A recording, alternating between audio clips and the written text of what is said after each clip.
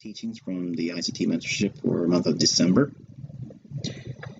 I'm teaching reinforcing liquidity pools, when to anticipate raids. All right, liquidity is the open interest of buyers and sellers in the market and can be further defined by those entities at or near specific price levels. Now, if we're looking at this graphic depiction on the left-hand side, the gray area represents the current price that you're looking at for your specific asset class. And we'll say, for instance, this is the dollar index that we're looking at. If the current price is the market price, our understanding is that there's going to always be a participation in the marketplace by buyers and sellers. We don't always know why the interest would be on the form of buying or selling. We're not really so concerned about what other traders are trying to do with their trades, but we are interested in knowing where their interest may reside in new pending orders. New pending orders are in the form of buy stops above the marketplace, or usually more refined smart money traders will be selling above the market price. Below the market price, typically you'll see sellers, and usually it's the smart money that usually wants to buy below market price. Usually it's the retail trader that is so reactive to price, they're usually buying and selling at market price. The liquidity that we seek as a smart money minded trader is that we want to sell to the buyers above us or above the market price.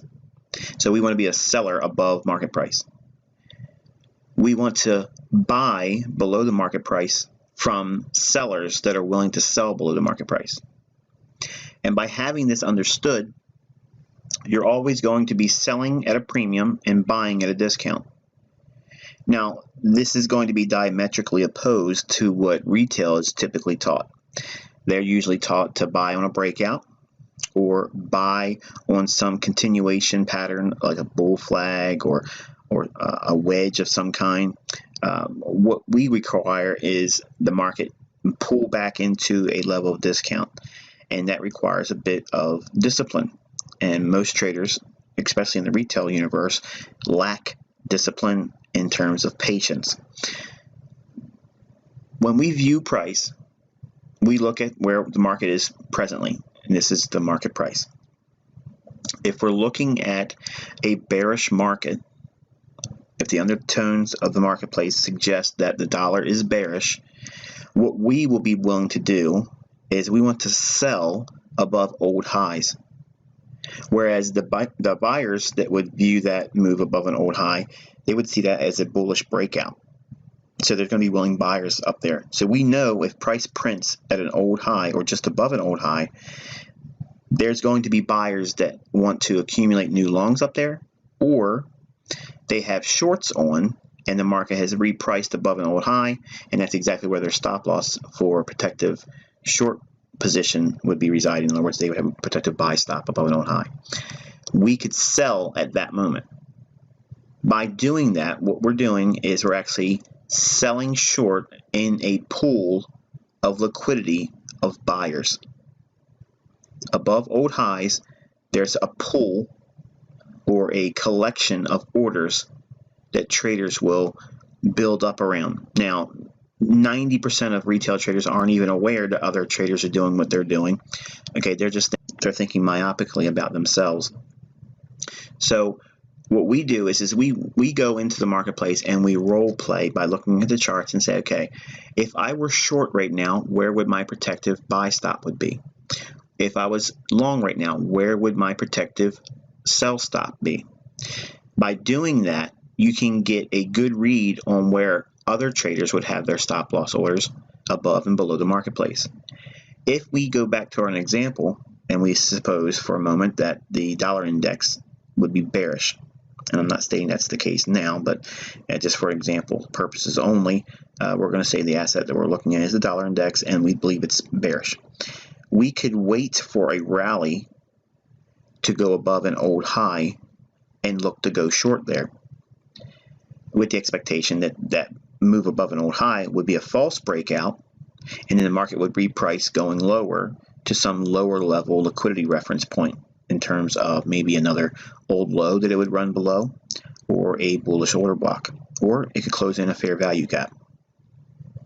Let's say, for instance, if the dollar was bullish, we could look below the market price and see that there would be sellers on a breakout looking for a move lower, because most retail traders are incorrect, and that repricing would offer liquidity. The market price and below, we want to be a buyer, so we're going to try to buy it at a discount. So we are trying to pair our buy orders with those willing participants that want to sell on a sell stop.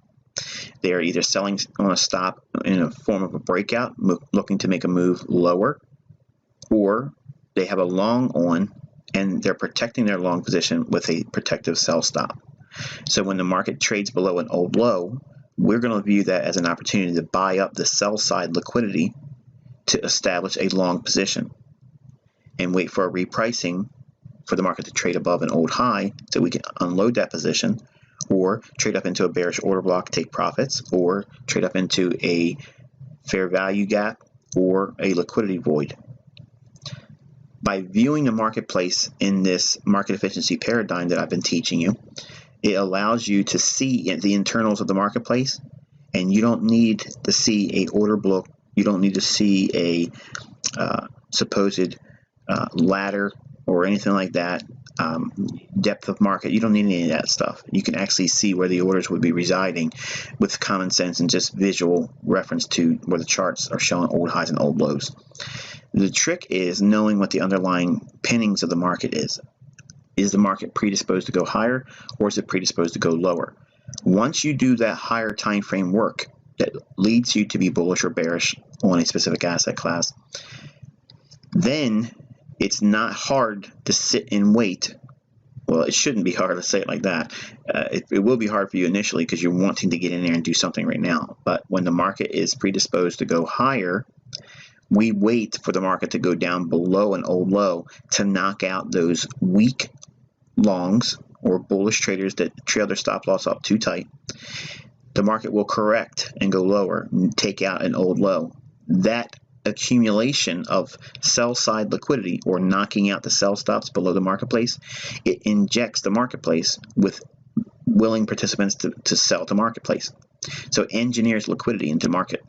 So if there's a rush to sell, the smart money and us, we look to accumulate that rush of selling interest, and we'll accumulate those orders really quick, and then we'll look for a move to go higher. And this is the opposite said for when the market's predisposed to go lower.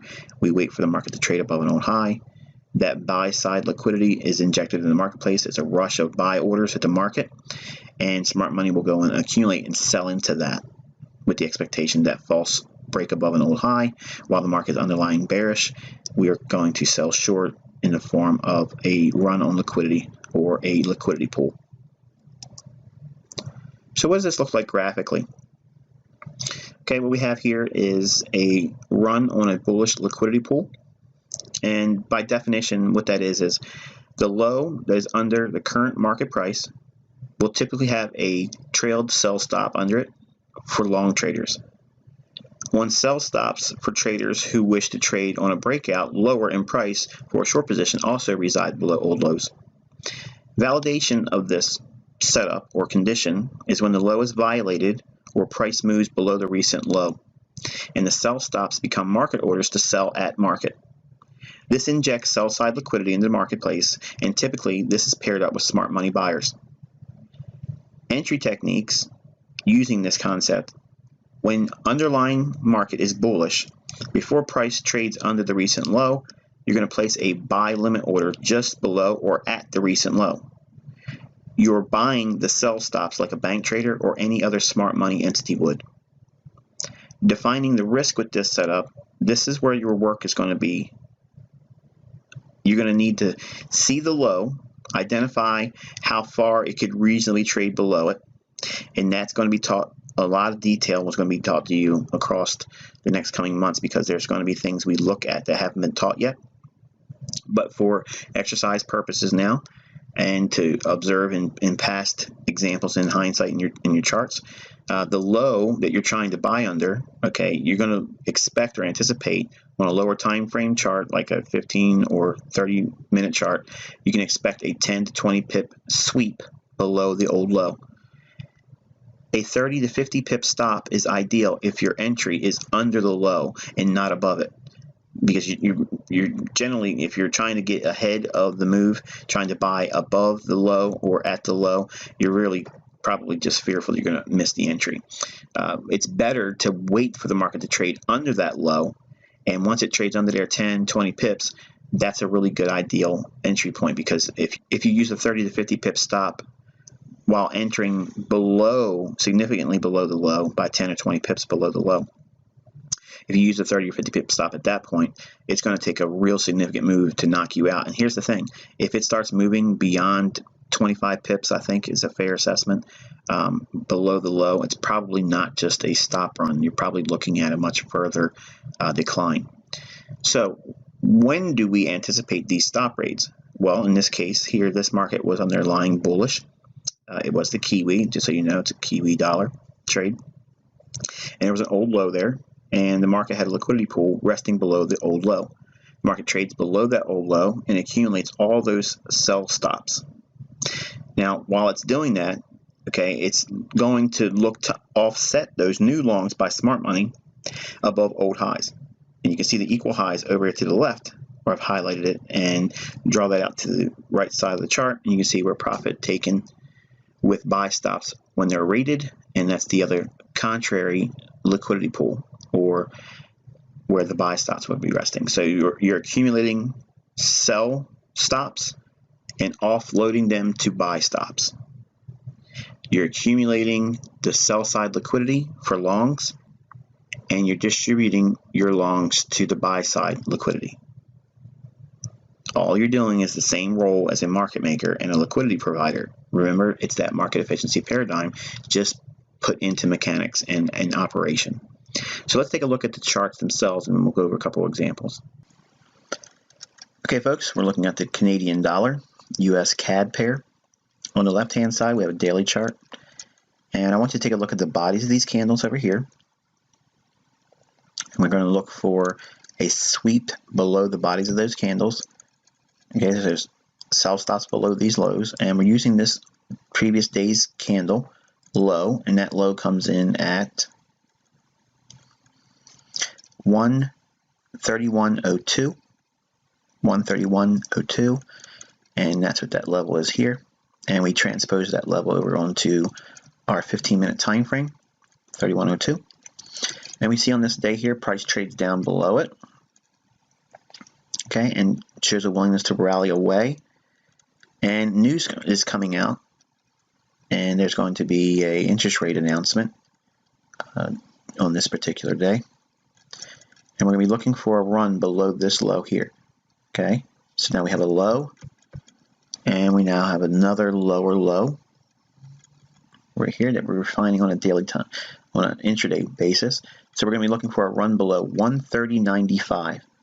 130.95. So if we see a movement down to 130.85 or 130.75, we could be a buyer. So we can do a buy at 130.90. We're going to say that's our entry point. And price trades, after watching it a little bit here, trades up higher. We're waiting. We're not considering anything above that level. We're looking for a move down below it. Price trades right down below it here. And this candle's low comes in at 130.83. So the the limit order would have put you in long at 130.90. And the actual low comes in at 130.83. So it's not even 7 pips. It is 7 pips drawdown. And price immediately shows a willingness to want to rally up, and we're looking for a run up into this swing high where there would be a contrary liquidity pool where buy stops will be resting. So we're going to be looking for a 133.60 as a way to unload, and price rallies up. And there's your run to 133.60 there, right here. So 133.60 occurs right here on this candle right here. It still goes a little bit higher, but you can actually see it unfold here as well on the daily. So that's a liquidity pool example on the dollar CAD pair. Really nice example of low risk entry, very big payout up to here. So let's go on to another example. Okay, we're looking at the dollar index. You see the dollar's been on a bullish move here, and we probably cooled our jets for the week going into Friday. This is Thursday's trading, and this is Friday's setup here. So price creates a low in here intraday, and we have some buy stops above this high here, and we have some buy stops above this short-term high here as well. Price trades down, clears out the sell stops on the marketplace here, and your entry could have been at 102.85 or 102.80. The low comes in at 102.69, so you definitely would have had a easy fill on that in regards to spread. So below this low, you'd be long, and we're going to be looking for buy stops above these equal highs, and then buy stops above here to unload that long position that would be accumulated below this low. Price rallies up, small little retracement. Could have been scary for you here, but you're looking for a rejection away. Price taps that high, just fell short of it, explodes up through, takes the buy stops, small little retracement again, runs right up above, hits the buy stops, and this is what you see on Friday. And we talked about this in the market before it actually happened, running up here and buying, taking out these buy stops, and then seeking the sell stops below these relative equal lows. And you see that example as well. So because the market was in a trending environment prior to Friday, and Friday being the end of the week, we're going to be looking for the market to want to take something off the table and going to have a choppy sideways day. And that's why we weren't expecting a new high, but we were looking for a run on those buy stops and then running out the sell stops. So you can see an example again here with the dollar index. Here's another example. This is using the dollar Swissy. We're going to install a horizontal line delineating this low here. Okay, and we can be a buyer at that low or just below it. And we're going to look for a run below that to be a buyer. And we're going to look to pair orders above this high and this high here. And we'll see, and we'll potentially look for a run up here. So 10145, 10130, and then 10125 are our layered buy stop areas where we're going to be looking to take our profits and take something off the table.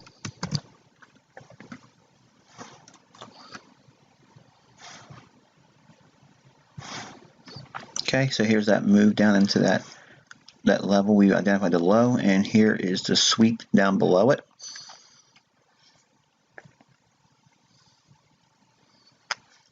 Price rallies away, surges up above for the 101.25s. Look at the reaction after it hits this. So that in itself is a nice little reaction for a liquidity pool reaction, but we're looking for a stronger move higher. And there's your reaction, clearing out the 101.30s and the 101.45s back here.